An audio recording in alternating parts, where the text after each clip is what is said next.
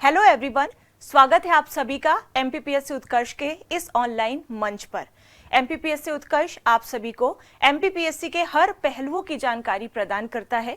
साथ ही साथ एमपीपीएससी के संपूर्ण सिलेबस से आप सभी लोगों को कहीं ना कहीं एमपीपीएससी के संपूर्ण जो तैयारी है वो एमपीपीएससी उत्कर्ष के माध्यम से हम सभी शिक्षक, एक पूरी जो टीम है एमपीपीएससी उत्कर्ष की, वो कराने की कोशिश करती है।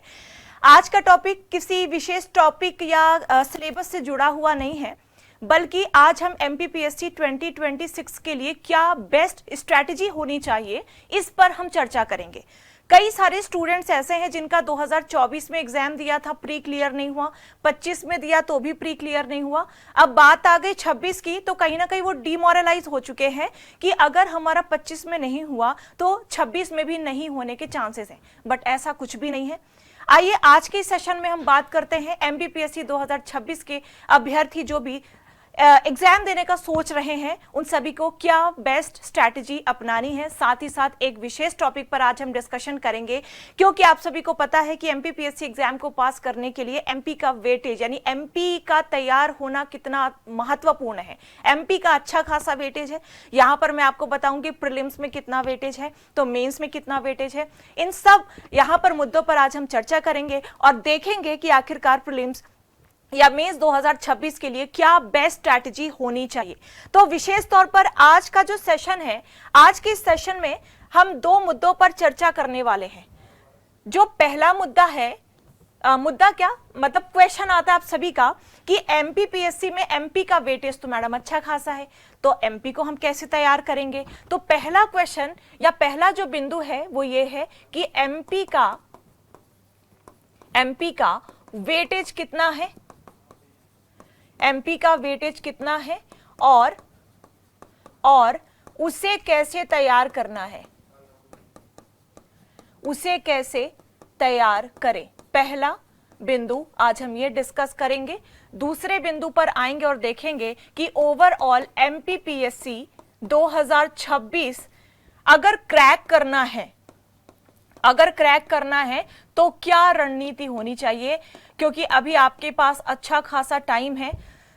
लगभग जून 2025 का समय चल रहा है और आपके पास पूरा 2025 का समय है। 2026 में जनवरी या फरवरी में आपके एग्जाम के होने के फुल चांसेस बन रहे हैं। तो आखिरकार तब तक के लिए जनवरी फेब के लिए हम एमपीपीएससी की तैयारी कैसे करें कि 2026 के एग्जाम को हम क्लियर कर लें। केवल तैयारी नहीं करना है, तैयारी इस प्रकार से करना है कि एग्जाम भी क्लियर हो। तो आइए फटाफट बात करते हैं सबसे पहले कि एमपीपीएससी में एमपी का वेटेज कितना है। इस मुद्दे पर हम यहां पर चर्चा करेंगे। सबसे पहले अगर हम एमपीपीएससी में एमपी के वेटेज की बात करें तो आप सभी को पता है कि एमपी एक ऐसा पार्ट है जो नहीं पढ़ा तो सिलेक्शन नहीं होगा।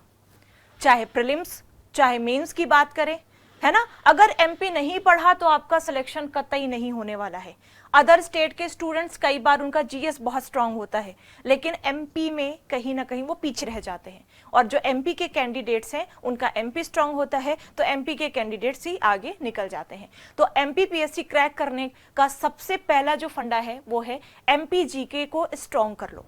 अब एमपी जीके जो है आपके प्रीलिम्स में भी है, प्री में भी, आपके मेंस में भी है, प्रीलिम्स और मेंस में भी है। सबसे पहले बात करेंगे प्रीलिम्स में कितने नंबर का एमपी आता है। प्रीलिम्स में कितने नंबर का एमपी आता है आप सभी को पता है। प्रीलिम्स में जो जीएस वाला पार्ट है उसमें टोटल 10 यूनिट्स हैं और 10 यूनिट से लगभग औसतन 10 क्वेश्चंस पूछे जाते हैं। कितने क्वेश्चंस पूछे जाते हैं? 10 क्वेश्चंस पूछे जाते हैं। लगभग की मैं बात कर रही हूं, 9 भी हो सकते हैं, किसी यूनिट से 12 भी हो सकते हैं। अब 10 यूनिट है, आइए मैं आपको दिखाती हूं कि 10 में से कितनी यूनिट केवल एमपी जीके की है। आइए देखते हैं। ये मैंने प्रीलिम्स का सिलेबस यहां पर रख रखा है और आपको दिखाने का मैं प्रयास करूंगी। प्रारंभिक परीक्षा का सिलेबस है ये। प्रारंभिक परीक्षा के ये पूरा सिलेबस तो नहीं है, केवल एमपी वाला पार्ट मैंने छांट कर यहां पर आप लोगों के लिए अलग किया है ताकि आप समझ पाओ कि एमपी का वेटेज कितना है। मैंने आपको शुरुआत में बता दिया प्रीलिम्स में टोटल 10 यूनिट्स हैं, 10 यूनिट्स। यूनिट नंबर 2 एमपी, यानी यहां से कितने क्वेश्चंस आएंगे? 10 क्वेश्चंस आएंगे। ठीक है। यूनिट नंबर 4 एमपी, यहां से कितने क्वेश्चंस आएंगे? 10 क्वेश्चंस आएंगे। यूनिट नंबर 5 में आएंगे तो यहां पर लिखा हुआ है भारत एवं मध्य प्रदेश की संवैधानिक व्यवस्था, यानी भारत की भी है, मध्य प्रदेश की भी है। यहां से यदि मध्य प्रदेश को निकाल लिया जाए तो मैं ऐसा मानती हूं कि लगभग 5 क्वेश्चंस तो एमपी से इस यूनिट से आते ही आते हैं। फिर यूनिट 6 में आएंगे। यूनिट 6 के अंदर भारत एवं मध्य प्रदेश की अर्थव्यवस्था लिखी हुई है, और भारत एवं मध्य प्रदेश की अर्थव्यवस्था वाली यूनिट से कम 6 क्वेश्चंस, कितने? 6 क्वेश्चंस एमपी के रहते ही रहते हैं। यूनिट नंबर 8 तो मैंने लिया ही नहीं है ना, यूनिट नंबर 8 जहां पर करंट अफेयर्स है, नेशनल, इंटरनेशनल और एमपी का करंट। आप पेपर उठाओ पिछले कुछ सालों के प्रीलिम्स के, आप पाओगे कि एमपी के करंट से काफी सवाल पूछे जाते हैं। तो यहां पर हम अलग से ऐड कर लेते हैं यूनिट नंबर 8, और मैं मानती हूं कि लगभग 5 क्वेश्चंस करंट के, एमपी करंट से पूछे जाते हैं।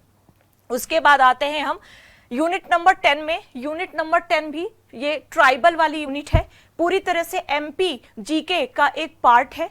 यहां से भी 10 क्वेश्चंस आते हैं। कितने क्वेश्चंस आते हैं? 10 क्वेश्चंस। एक बार ऐड करते हैं, कितने क्वेश्चन हो गए? 10, 10 20, 10 30, 10 40, लगभग 45 मान लेते हैं, 46 नहीं, लगभग 45 मान लेते हैं। और एमपीपीएससी में प्रीलिम्स में जो प्री है, एमपीपीएससी प्री में होते कितने क्वेश्चंस हैं? 100 क्वेश्चंस। और एमपी से कितने क्वेश्चंस आ रहे हैं? केवल एमपी से कितने क्वेश्चंस आ रहे हैं? 45 क्वेश्चंस।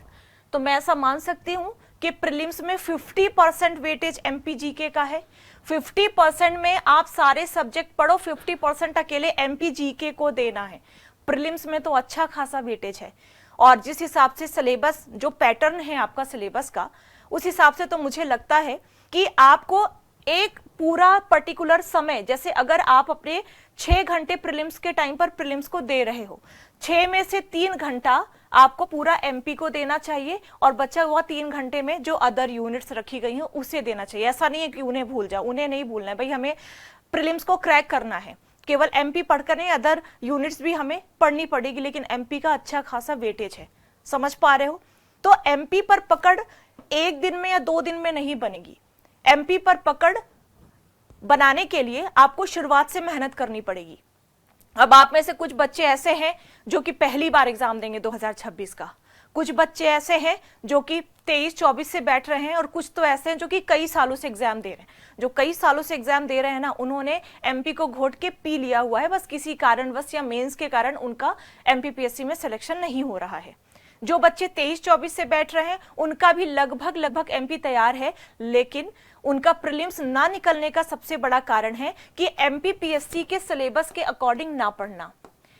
एमपी की कोई बुक उठाई और उसे पढ़ डाला, एमपीपीएससी में एमपी का सिलेबस क्या है इसे ध्यान में नहीं रखा, सिलेबस को ध्यान में ही नहीं रखा और पढ़ डाला।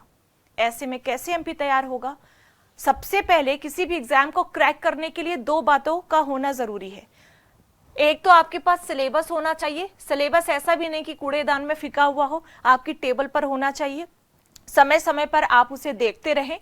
और दूसरा, आपके पास होने चाहिए पीवाईक्यूज, ओल्ड क्वेश्चन पेपर होने चाहिए। एमपी में कहां से ये सिलेबस है, यहां से किस प्रकार का क्वेश्चन बना है, ये सिलेबस है, ये टॉपिक रखा गया है, यहां से किस प्रकार का क्वेश्चन बना है, ये चीजें आपको यहां पर पता होनी चाहिए। ये 2 चीज अगर नहीं है आपके पास तो तुरंत रख लो, एक तो सिलेबस रख लो, एक पीवाईक्यूज मतलब ओल्ड क्वेश्चन पेपर रख लो, 3-4 साल पुराने, है ना, रख लो। और यहां पर आपको 45+ क्वेश्चंस के लिए, नंबर नहीं, नंबर की बात करेंगे तो 90+ हो जाएंगे, क्योंकि एक क्वेश्चन 2 नंबर का आता है। तो 45+ क्वेश्चंस के लिए एमपी को तैयार करना है, यानी कि आपको नोटिफिकेशन का इंतजार नहीं करना है कि जब नोटिफिकेशन आएगा तब हम तैयारी करनी स्टार्ट करेंगे। नोटिफिकेशन आने के बाद प्रीलिम्स की भी ढंग से तैयारी नहीं हो पाती, अब तो नहीं हो पाती, बात मानो नहीं हो पाती। फिर तो मेंस का इतना बड़ा बोझ है आपके पास, मेंस कैसे क्रैक करोगे? कुछ बच्चे ऐसा सोचते हैं, नहीं हम शुरुआत से ही प्री पढ़ेंगे और प्री जब क्रैक हो जाएगा, हमारा निकल जाएगा, उसके बाद हम मेंस के सिलेबस को उठाएंगे। कभी सिलेक्शन नहीं होगा। आप 1000 बार प्री निकाल लोगे, हर साल प्री निकाल लोगे, मेंस तैयार नहीं है, कभी सिलेक्शन नहीं होगा। है ना। और एक चीज और मैं आप लोगों को कहना चाहूंगी कि आप अपनी तैयारी प्री के अकॉर्डिंग या मेंस के अकॉर्डिंग मत करो। आपके पास अभी अच्छा खासा समय है ना, लगभग मैं मान के चलती हूँ 6 महीने का आपके पास वक्त है। आप प्री प्लस मेंस लेकर के चलो, प्री प्लस मेंस लेकर के चलो। और इसे कैसे तैयार करना है, देखो प्री प्लस मेंस के जब आप सिलेबस को उठाओगे, प्री और मेंस दोनों के, तो वहां पर आपको 3 प्रकार के टॉपिक्स मिलेंगे। कितने प्रकार के? 3 प्रकार के आपको टॉपिक्स मिलेंगे। कुछ टॉपिक्स ऐसे मिलेंगे जो कि प्री में भी है और मेंस में भी है, प्री में भी है, मेंस में भी है। कुछ टॉपिक ऐसे मिलेंगे जो कि केवल और केवल मेंस में है, जैसे प्री मेंस में हिस्ट्री है, ज्योग्राफी है, एमपी है, पॉलिटी है। ये एक ऐसा सिलेबस है जो प्रीलिम्स में भी है, मेंस में भी है, ठीक है। मेंस में जैसे पूरा पेपर 4 है, हिंदी है, ऐसे है ना, ये ऐसे पेपर है जो सिर्फ मेंस के लिए पढ़ने हैं, प्रीलिम्स में काम नहीं आएंगे। और कुछ टॉपिक ऐसे मिलेंगे जो कि केवल और केवल प्री में है। आप क्या करो, इन 6 से 7 महीनों में, है ना, इन 6 से 7 महीनों में अपनी एमपी को स्ट्रॉन्ग करो, एमपी को स्ट्रॉन्ग करो। एमपी को स्ट्रॉन्ग करने के लिए एमपीपीएससी उत्कर्ष में 3 क्लासेस अभी चल रही हैं, 3 क्लासेस, और अलग अलग टॉपिक्स को एक दिन में सोचो 3 क्लासेस आप लोगों के लिए प्रोवाइड की जा रही है। लेकिन आप लोग इंतजार करते हो नोटिफिकेशन का, कि नोटिफिकेशन आ जाए उसके बाद तैयारी करेंगे, नोटिफिकेशन आ जाए उसके बाद प्रिपरेशन स्टार्ट करेंगे। नहीं हो पाएगा, नहीं हो पाएगी तैयारी, ठीक है। तो एमपी को तैयार करने के लिए एक तो यहाँ पे क्लासेस चल रही है, बाकी आपके पास जो भी सोर्स हो, सिलेबस उठाओ और एमपी मतलब एमपी की बुक उठाओ, सिलेबस के अकॉर्डिंग एमपी को तैयार करो। और कोशिश करो कि आप 2 घंटे तो एमपी को 2 घंटे तो एमपी को 2 ही। इसके अलावा समय में आप क्या करो, प्रीलिम्स और मेंस जो कॉमन है, प्रीलिम्स और मेंस में जो कॉमन है, लाइक हिस्ट्री है, ऐसा नहीं है कि मैं सिर्फ एमपी की स्ट्रैटेजी बताऊंगी, मैं सारे सब्जेक्ट्स की बताने की कोशिश करूंगी। जैसे हिस्ट्री है, ज्योग्राफी है, पॉलिटी है, इकोनॉमी है, एमपी है, एमपी तो आप अलग से वैसे भी पढ़ रहे हो। तो जो कॉमन चीजें हैं ना, उसे पहले क्या करो, पहले मेंस के अकॉर्डिंग पढ़ो। बिल्कुल ध्यान से सुनना, जैसे आपने एमपी ही पढ़ा है ना, एमपी में एमपी की ज्योग्राफी आपने उठाई। अब ज्योग्राफी में मध्य प्रदेश की भौतिक संरचना, मध्य प्रदेश की नदियां, मध्य प्रदेश के पर्वत, मध्य प्रदेश की जलवायु, मध्य प्रदेश की ऋतुएं, मध्य प्रदेश में वन, पर्यावरण, बहुउद्देशीय परियोजनाएं, ये सारे ऐसे टॉपिक्स हैं जो प्री में भी है, मेंस में भी हैं। ये कॉमन टॉपिक्स हैं। आप क्या करोगे, पहले मेंस के अकॉर्डिंग, मेंस के अनुसार उन टॉपिक्स पर अपनी अच्छी पकड़ बनाओगे, अच्छी समझ बनाओगे, तभी आंसर लिख पाओगे, ठीक है। जब आपने मेंस के अनुसार पढ़ लिया, मेंस के अनुसार पढ़ने के बाद कोई भी एमपी की अच्छी सी किताब उठाओ और उसमें देखो प्री ओरिएंटेड कौन कौन से फैक्ट एक्स्ट्रा दिए गए हैं, है ना। तो कोई भी एमपी की आप किताब उठाओगे, वहां से एमपी के पर्टिकुलर उस टॉपिक को, जैसे मैं लेती हूँ मध्य प्रदेश में 1 पढ़ रहे हो, पहले आपने मेंस के अकॉर्डिंग नोट्स भी बना लिए, पढ़ लिया, है ना, जो भी कंसेप्ट है सारे कंसेप्ट समझ लिए। अब आपने एमपी की बुक उठाई है, इस बुक में मध्य प्रदेश के 1 खोलो और देखो कौन से अलग अलग एक्स्ट्रा फैक्ट्स हैं जो कि प्रीलिम्स में काम आएंगे, मेंस में अभी पढ़ने के दौरान नहीं मिले हैं। उन फैक्ट्स को रटो, है ना, और चाहो तो कहीं पर लिख लो। और जो पीवाईक्यूज हैं, अगर पीवाईक्यूज में कुछ क्वेश्चंस मिलते हैं उस टॉपिक से, तो उसे सॉल्व करो। इस तरह से आपकी प्री प्लस मेंस की तैयारी हो जाएगी जो कॉमन है। समझ में आ गई बात। और जब आपने फैक्ट भी पढ़ लिया, मेंस की भी तैयारी, मतलब मेंस के पर्टिकुलर उस टॉपिक की तैयारी मेंस के अकॉर्डिंग कर ली, तो 1-2 क्वेश्चंस आप बना के, या आपको कहीं भी क्वेश्चन मिले आप खुद से लिख लो, या पीवाईक्यू उठा लो कि यहां से कोई क्वेश्चन आया, आप खुद से लिखो। याद रखना, जब तक आपने, ठीक है, प्रीलिम्स का पूरा सिलेबस पढ़ लिया, मेंस का पूरा सिलेबस पढ़ लिया, लेकिन यदि आपने मेंस को लिखना नहीं सीखा है तो आपका सिलेक्शन कतई नहीं होगा, बिल्कुल नहीं होगा आपका सिलेक्शन। सिलेक्शन के लिए जरूरी है कि आप पढ़ो और साथ ही साथ मेंस को लिखो। अभी आपके पास समय है, जब प्रीलिम्स आने वाला होगा तो केवल और केवल प्रीलिम्स की स्ट्रैटेजी हम अलग से आपको बता देंगे, लेकिन अभी प्री प्लस मेंस पर हमें फोकस करना पड़ेगा, ठीक है। फिर यहाँ पर बचा हुआ है क्या, जैसे हिंदी है, पेपर 4 है, तो आप जैसे सुबह उठे, है ना, चाय के साथ आपने हिंदी पढ़ ली, न्यूज़पेपर पढ़ा, फिर आपने हिंदी पढ़ ली, या पढ़ते पढ़ते बोर हो गए तो हिंदी के कुछ मुहावरे याद कर लिए, है ना, यहाँ पर कुछ विलोम शब्द याद कर लिए, पेपर 4 उठा लिया, यानी ये टाइम मैनेजमेंट देखो आप पर छोड़ रही हूँ, टाइम मैनेजमेंट करना आपका काम है। किस प्रकार से आप रात को उठ के पढ़ते हो, जग के पढ़ते हो या मॉर्निंग में उठ के पढ़ते हो, ये तो देखो आप पर डिपेंड है। आप कभी भी पढ़ते हो अपने टाइम को इस हिसाब से एडजस्ट कीजिएगा कि प्री प्लस मेंस का सिलेबस भी हो जाए और मेंस का भी सिलेबस हो जाए।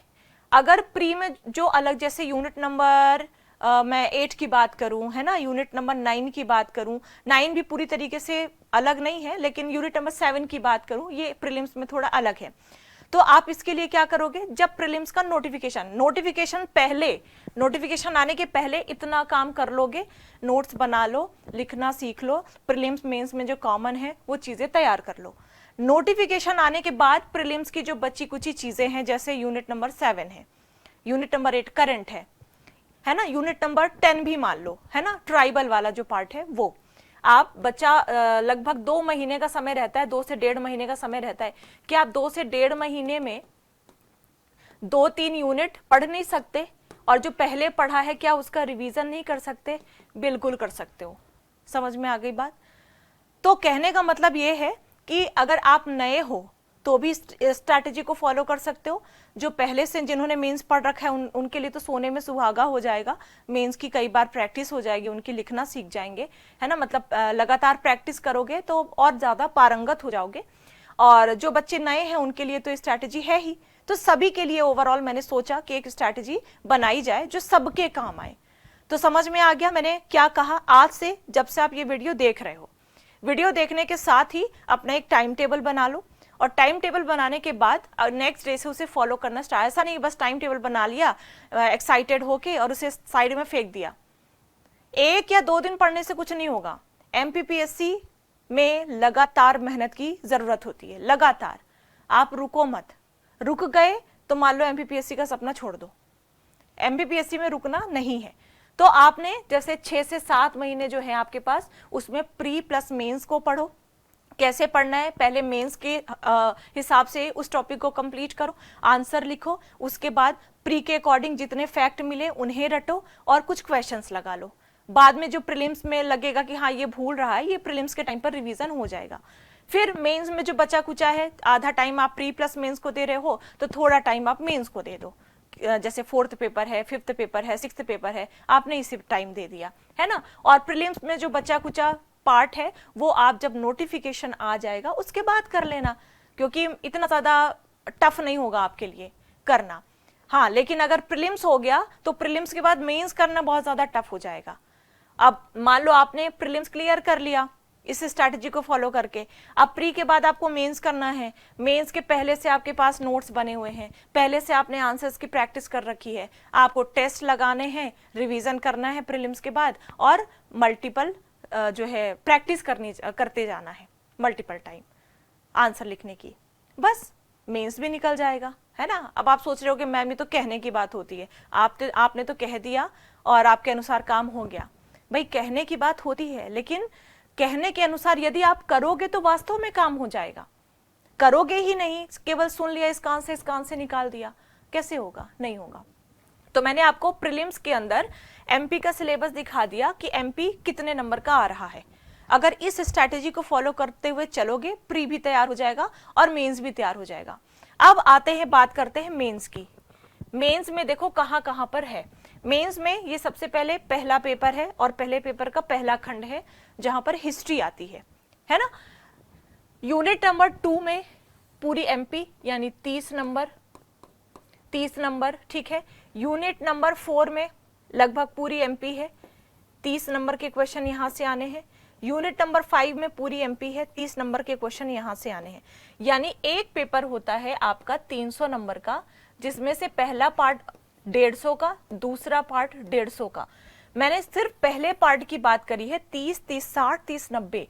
150 में से 90 नंबर की क्या आ रही है? एमपी आ रही है केवल एक पार्ट में। हिस्ट्री में सबसे ज्यादा वेटेज है एमपी में, मेंस की बात कर रही हूं।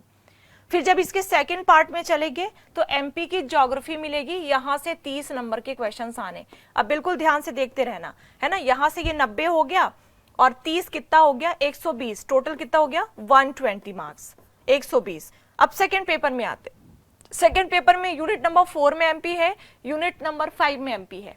यानी 30 नंबर यहां से आ रहे हैं, 30 नंबर यहां से आ रहे हैं। पहले कितने थे? 120, ठीक है। 120 प्लस 30 150 प्लस 30 180, कितने हो गए? 180 मार्क्स लिख लो, 180 मार्क्स। फिर आते हैं हम, ये थर्ड पेपर है इकोनॉमी वाला, ये भी 30 मार्क्स है ना, ये पूरा थर्ड यूनिट है इकोनॉमी का, और ये फोर्थ यूनिट है इकोनॉमी की, ये भी 30 मार्क्स। कितना हुआ था अभी टोटल? 180, और ये टोटल हो गया आपका 240। यानी सीधे तौर पर अगर मेंस में हम एमपी देखें तो डायरेक्ट 240 नंबर की एमपी आ रही है।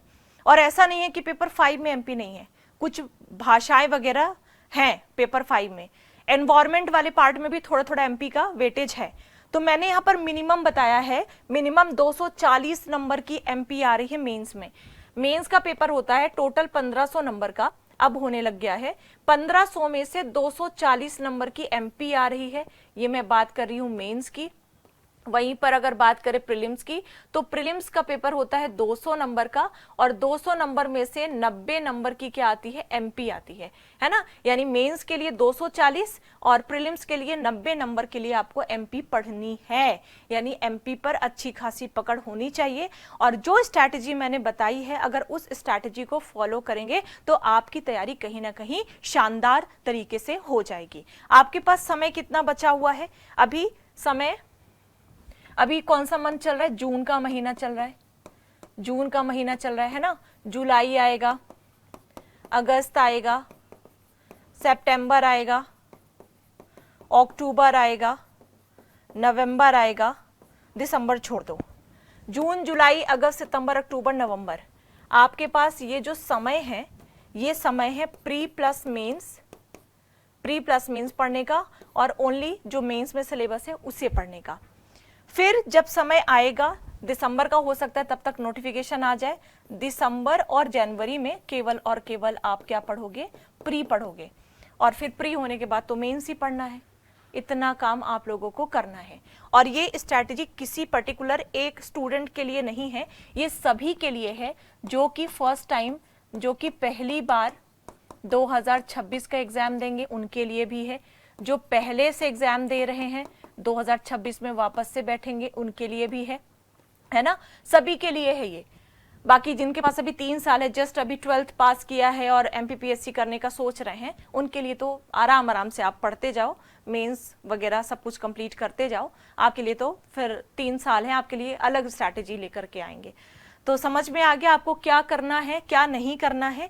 तो करना ये है कि आपको नवंबर से पहले अपना कोर्स मेंस का कोर्स कंप्लीट कर लेना है, मेंस का कोर्स कंप्लीट कर लेना है, और प्रीलिम्स का लगभग 70% कोर्स कंप्लीट कर लेना है। ये मत इंतजार करो कि जब वैकेंसी नोटिफिकेशन आएगा तब हम करेंगे। अगर इस इंतजार में बैठोगे तो ना तो आपका प्रीलिम्स निकलेगा, मेंस की तो भूल ही जाओ, ना तो प्रीलिम्स निकलेगा ना तो मेंस निकलेगा। एमपीपीएससी में ऐसे सिलेक्शन नहीं होता।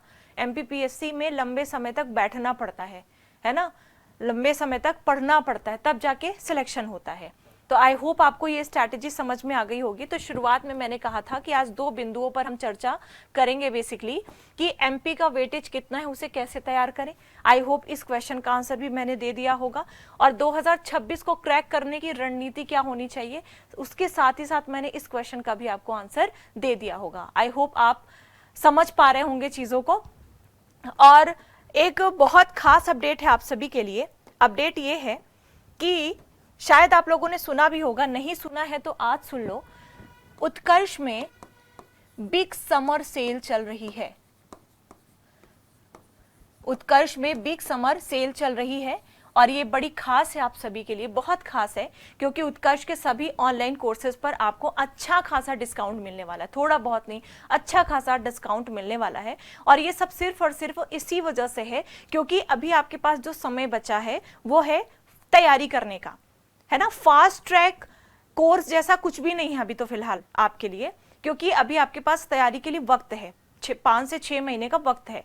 तो इस समय को अच्छी तरह से इसका सदुपयोग करें और आप चाहें तो उत्कर्ष के ऑनलाइन कोर्सेज के साथ भी जुड़ सकते हैं। और ये वही वक्त है ना, जब बिग समर सेल के अंतर्गत अच्छा खासा डिस्काउंट आपको मिलने वाला है। और सबसे बड़ी खास बात ये है, आप सभी के लिए बहुत बड़ी खुशखबरी है कि ये जो सेल है ये 3 जून तक ही थी, लेकिन आप लोगों के कहने पर इसकी तारीख इसे एक्सटेंड कर दिया गया है, इसकी तारीख बढ़। नई नई क्लासेस के लिए, नए नए टॉपिक्स के लिए एमपीपीएससी उत्कर्ष को सब्सक्राइब कर लेंगे। एक बार फिर से आप सभी से बोलना चाहूंगी। और बिग समर सेल 6 जून तक एक्सटेंड कर दी गई है। आज के लिए बस इतना ही, मिलते हैं अगले किसी सेशन में। Thanks for watching, all the best.